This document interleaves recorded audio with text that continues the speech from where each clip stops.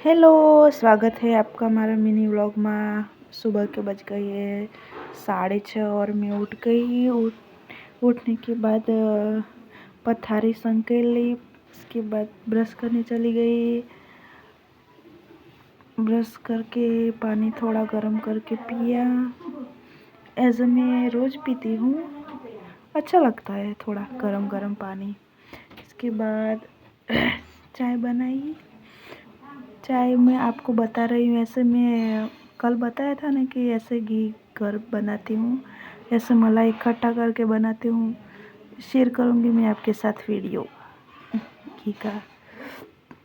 ऐसा गरम रख करके रख देती हूँ और दूसरे दिन मलाई निकाल लेती हूँ। चाय भी मेरी अभी बन के रेडी हो जाएगी।